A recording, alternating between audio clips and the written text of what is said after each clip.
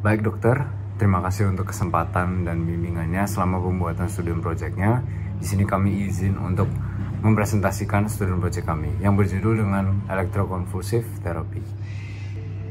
Kemudian untuk daftar isinya, untuk apa saja yang kita akan bahas hari ini, yang pertama itu latar belakang, rumusan masalah, tujuan dan manfaat, itu di bab 1. Kemudian di bab 2 kita akan membahas definisinya, prinsip dasar, indikasi, efek samping, efektivitas, pertimbangan etis dan sosial ya. Kemudian di bab paling terakhir kita akan membahas juga kesimpulan dan saran. Kemudian untuk anggota kelompoknya ada Advent, Tari, Jenny, Sari, Hani, Pratnyadari, Irin, Bella, Kela, saya, Ian, Canica, dan Marvin.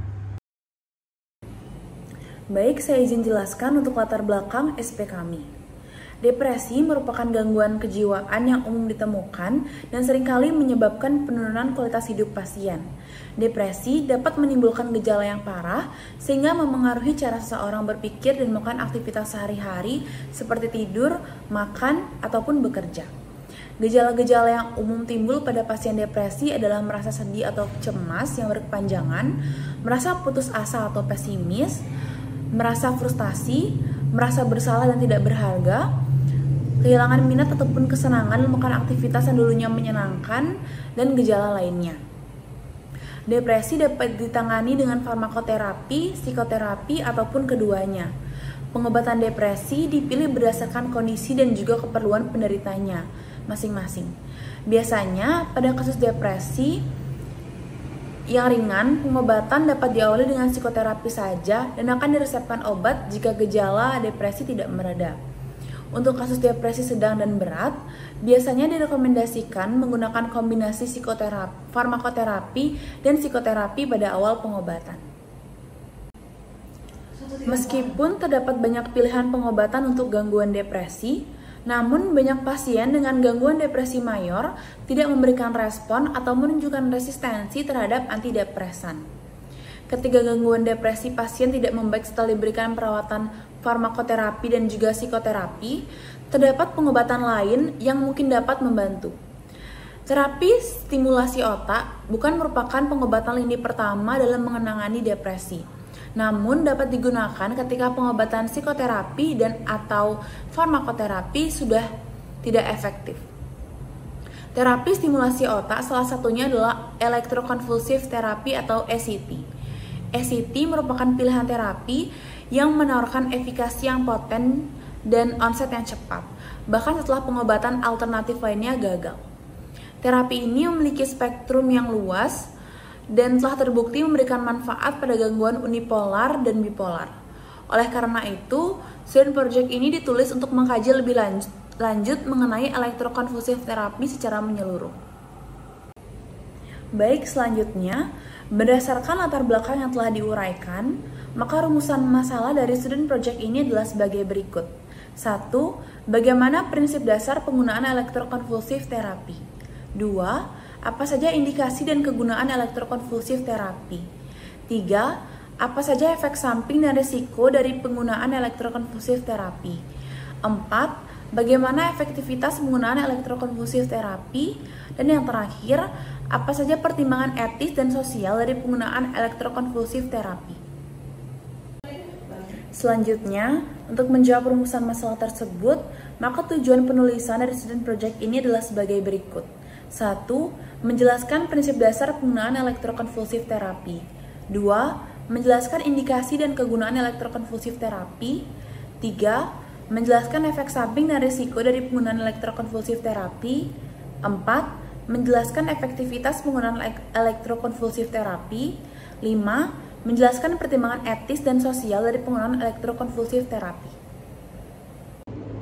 Kemudian, manfaat yang diharapkan dari penulisan student project ini adalah untuk lebih memahami mengenai penggunaan electroconvulsive therapy yang meliputi prinsip dasar, indikasi dan kegunaan, efek samping dan risiko, efektivitas, dan pertimbangan etis serta sosial dari electroconvulsive therapy.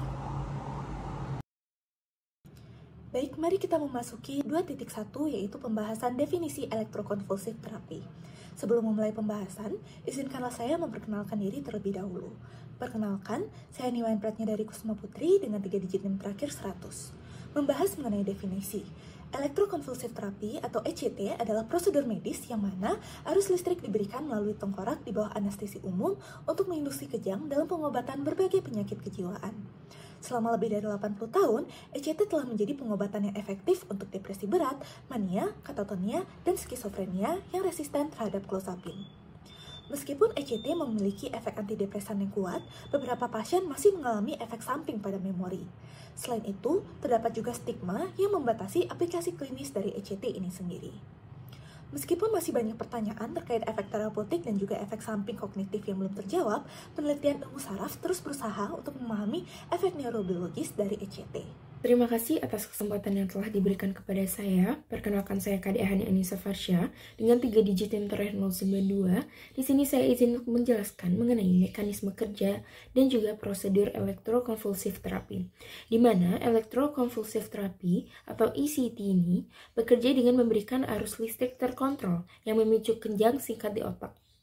Di mana hal tersebut memicu perubahan kimia dan struktural yang cepat.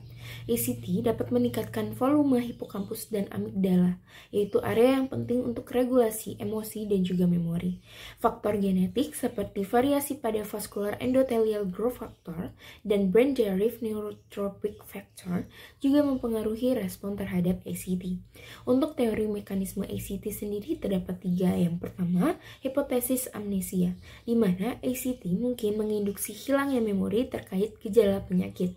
Yang kedua, hipotesis antikonvulsan, di mana hal ini mengaitkan efek antidepresan dengan peningkatan fungsi inhibisi di korteks prefrontal pasca kejang.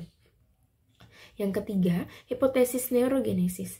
ECT merangsang pertumbuhan neuron dan koneksi antar sel saraf melalui peningkatan vascular endothelial growth factor dan juga brain-derived neurotrophic factor. Untuk prosedur elektrokonvulsif terapi selanjutnya akan dilanjutkan oleh teman saya. Baik, izin melanjutkan. Perkenalkan, saya Nimade Manika Sari Dewi dengan NIM 3 digit terakhir 074. Prosedur elektrokonvulsif terapi dimulai dengan persiapan pasien dalam kondisi puasa. Cairan tidak boleh dikonsumsi minimal 2 jam sebelum prosedur dan makanan berat dihindari minimal 8 jam sebelum ECT dilakukan. Obat-obatan seperti hipoglikemik oral, litium, diuretik, antikonvulsan, dan benzodiazepin dihentikan pada pagi hari sebelum prosedur. Pemilihan penempatan elektroda merupakan langkah penting dalam prosedur ECT. Terdapat 3 pilihan utama penempatan elektroda, yakni unilateral, bilateral, dan bifrontal. Penempatan unilateral kerap digunakan karena cenderung menimbulkan lebih sedikit gangguan kognitif dibandingkan dengan penempatan bilateral.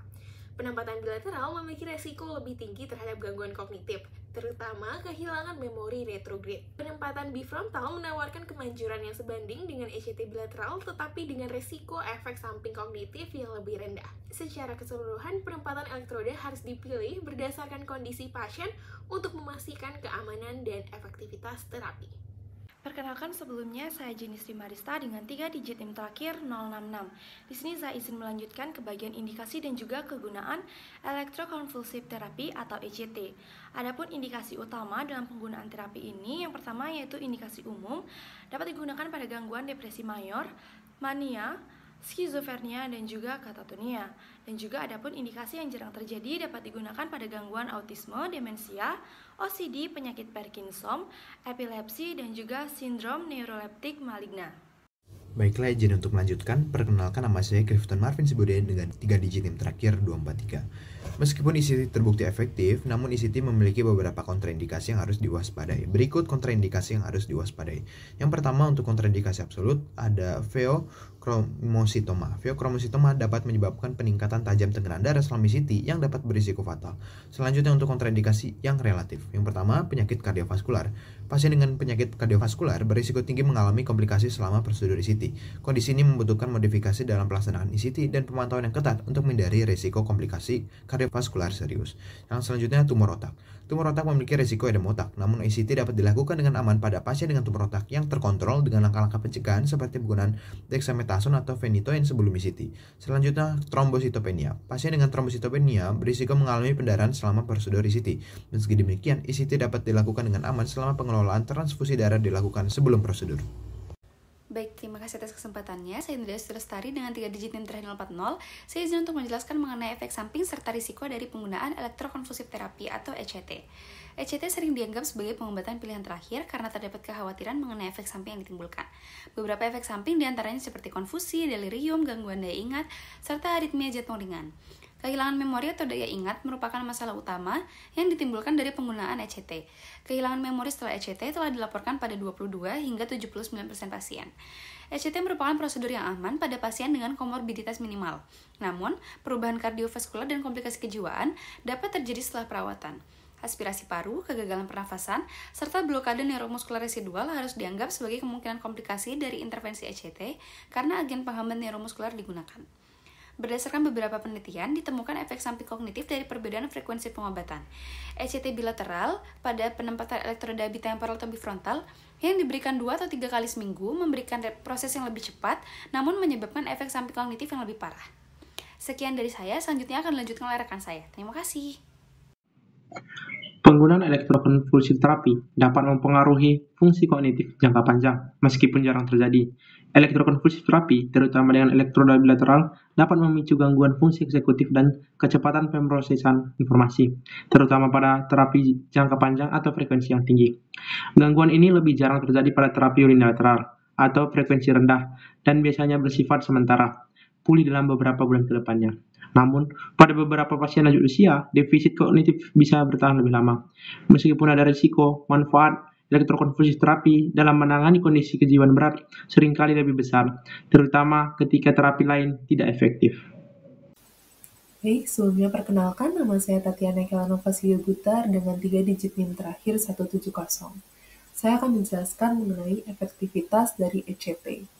Electroconvulsive therapy atau ECT menjadi pengobatan lini pertama dalam beberapa kasus. Beberapa sumber mengatakan bahwa ECT terbukti bermanfaat dan efisien dalam kasus depresi berat. ECT juga digunakan untuk penyakit lainnya seperti gangguan bipolar, skizofrenia, dan terkadang digunakan untuk mengobati individu dengan katatonia. ECT memiliki efek antidepresan yang lebih baik dari substansi farmakologi lain, seperti menggunakan oksidase inhibitor, tricyclic antidepresan, atau selective serotonin reuptake inhibitor. Tingkat kekambuhan pasien yang menerima ECT lebih rendah dibandingkan dengan pasien yang menerima farmakoterapi. Pada percobaan pada pasien geriatri, ECT menunjukkan tolerabilitas, keamanan unggul dalam pengurangan gejala, dan efek sampingnya hanya sementara. ECT tidak dapat mencegah penyakit akan kembali lagi. Akibatnya, sebagian besar orang yang diobati dengan ECT perlu melanjutkan beberapa jenis maintenance treatment seperti psikoterapi atau perawatan ECT yang berkelanjutan. Baik dokter, sebelumnya perkenalkan, nama saya Nimade Dwi Chani Ciaretama Putri dengan 3 digit NIM terakhir 219. Yang hari ini saya akan mempresentasikan pertimbangan etis dan juga sosial ECT. ECT atau terapi kejut listrik itu merupakan sebuah prosedur medis yang melibatkan suatu induksi kejang listrik pada otak untuk mengobati gangguan-gangguan mental tertentu seperti depresi mayor yang resisten terhadap pengobatan. Meskipun terbukti efektif dalam mengatasi sejumlah kondisi kesehatan mental, ECT juga memunculkan beberapa sejumlah pertimbangan etis dan juga sosial yang kompleks. Etis dalam pertimbangan ECT juga meliputi beberapa, yaitu tentang adanya penanggulangan terhadap informed consent, sedangkan pada pertimbangan sosial itu bisa meliputi beberapa stigma dan juga kondisi keluarga pasien. Baik, selanjutnya di sini saya akan menjelaskan di mana terdapat beberapa dalam pertimbangan etis, terdapat beberapa hal seperti 3 pelanggaran klinis utama yang biasanya digunakan dalam pertimbangan etis ECT. Adalah yang pertama, tidak ada bukti bahwa ECT itu efektif. Yang kedua, menghindari atau bahkan menolak efek samping yang parah. Dan juga yang ketiga, pengobatan tanpa informed consent. Setelah penelitian lebih lanjut, juga terdapat 4 tema yang ditemukan, yaitu pengetahuan sebelum perawatan, pengalaman dengan persetujuan informed consent, kebutuhan akan informasi yang lebih mendalam, serta kehidupan setelah ECT. Sebelum memutuskan untuk menentukan SCT tersebut, dokter juga harus mempertimbangkan semua pilihan terapi alternatif yang sudah tersedia, termasuk juga terapi obat-obatan, psikoterapi, dan juga stimulasi otak non-invasif. Pihak keluarga juga harusnya memiliki peran yang penting dalam memberikan dukungan dan juga informasi akurat kepada pasien. Namun, keputusan akhir tetap masih berada di tangan pasien sejauh mereka mampu untuk memberikan suatu persetujuan nantinya. Baik, sedangkan dalam pertimbangan sosial, masih banyak masyarakat terus beranggapan SCT sebagai bentuk penyiksaan atau pengobatan yang tidak manusiawi, sehingga dengan itu bisa menyebabkan stigma tersebut muncul. Stigma juga dapat menyebabkan isolasi sosial, rasa rendah diri, dan juga keengganan untuk mendapatkan perawatan medis. Untuk saat ini, psikiater akan terus bertanggung jawab atau melakukan follow-up dan memberitahu pasien yang mengenai tentang penderita depresi berat dan juga terhadap anggota keluarga pasien tentang berbagai pilihan untuk mengelola penyakitnya. Keluarga juga sangat penting untuk mendukung pasien secara emosional selama ataupun setelah SCT. Terkadang keluarga juga mungkin memiliki pendapat yang berbeda tentang prosedur yang dapat menyebabkan suatu konflik. Karena itu, untuk mengubah perspektif orang, maka kampanye edukasi ataupun memberikan edukasi secara cukup yang melibatkan pasien, tenaga kesehatan, dan juga keluarga itu adalah yang sangat penting. Baik, perkenalkan sebelumnya nama saya Irene Gunawan Putri dengan NIM 118. Hari ini saya akan menjelaskan mengenai kesimpulan pada SP kami. Elektrokonvulsif terapi atau ECT merupakan prosedur medis yang dinilai efektif sebagai metode pengobatan untuk depresi berat, mania, katalonia, dan berbagai kondisi lain. Terapi ini dilakukan dengan memberikan arus listrik terkontrol ke otak untuk memicu kejang singkat yang akan berperan dalam perubahan kimiawi otak secara cepat. Prosedur ini efektif dalam menangani gangguan mental berat seperti depresi yang tidak responsif terhadap pengobatan.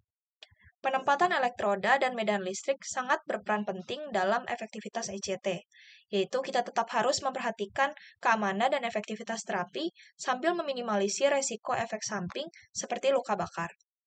Terdapat 3 pilihan utama untuk penempatan elektroda, yaitu unilateral, bilateral, dan bifrontal. Terdapat banyak bukti yang mendukung penggunaan ECT dalam kasus depresi yang resisten terhadap pengobatan, sehingga secara keseluruhan ECT ini dinilai lebih efektif dibandingkan farmakoterapi untuk pengobatan depresi. Selain itu, ECT juga memainkan peran penting dalam situasi darurat kejiwaan, di mana intervensi cepat sangat diperlukan. Perlu diketahui bahwa prosedur ini tidak dapat mencegah penyakit kembali lagi. Namun, tingkat kekambuhan akan lebih rendah dibandingkan dengan pasien yang menerima farmakoterapi untuk pengobatan. ECT, walaupun dari berbagai keuntungan tadi yang telah disebutkan, sering enggan dipilih sebagai metode pengobatan karena masih sedikit yang diketahui mengenai mekanisme efek terapeutik dan efek samping kognitif dari pengobatan ini. Efek samping yang sering dikhawatirkan seringkali membuat metode ini dianggap sebagai pengobatan pilihan terakhir. Berbagai efek samping diantaranya adalah konfusi, delirium, gangguan daya ingat, dan aritmia jantung ringan. Penggunaan ECT juga dapat mempengaruhi fungsi kognitif jangka panjang pada beberapa pasien, meskipun insidennya relatif jarang. Meskipun demikian, perlu diingat bahwa manfaat dari ECT kadang lebih besar daripada resiko efek sampingnya, terutama dalam kasus di mana terapi lain tidak efektif. Mengingat prosedur terapi yang melibatkan induksi dari kejang listrik, aspek etis dan sosial juga perlu dipertimbangkan. Dari sisi sosial, stigma mengenai prosedur ini sering dianggap berbahaya dan tidak manusiawi. Kekhawatiran ini memerlukan edukasi yang lebih mendalam mengenai prosedur dan manfaat dari ECT. Oleh karena itu, diperlukan penjelasan yang menyeluruh dari dokter yang menangani agar pasien dan keluarga bisa benar-benar mengetahui apa saja prosedur yang akan dijalankan beserta efek samping dan manfaatnya. Baik, untuk saran dari kami mengenai penelitian ini, diharapkan akan lebih banyak penelitian selanjutnya mengenai ECT yang dapat memperingan efek samping dan meningkatkan efektivitas dari ECT. Diperlukan penelitian lebih lanjut untuk mengetahui mekanisme neurologis dan psikologis yang mendasari efektivitas dari ECT. Meskipun ECT telah terbukti efektif dalam menangani gangguan depresi berat dan beberapa gangguan mental lainnya, pemahaman yang lebih mendalam tentang bagaimana terapi ini mempengaruhi jaringan otak dan neurotransmitter dapat membantu meningkatkan metode dan hasil terapi. Selain itu, penelitian untuk memeriksa efek jangka panjang dari ECT juga akan sangat membantu pengobatan ke depannya. Baik, sekian dari presentasi kami hari ini. Sekian dan terima kasih.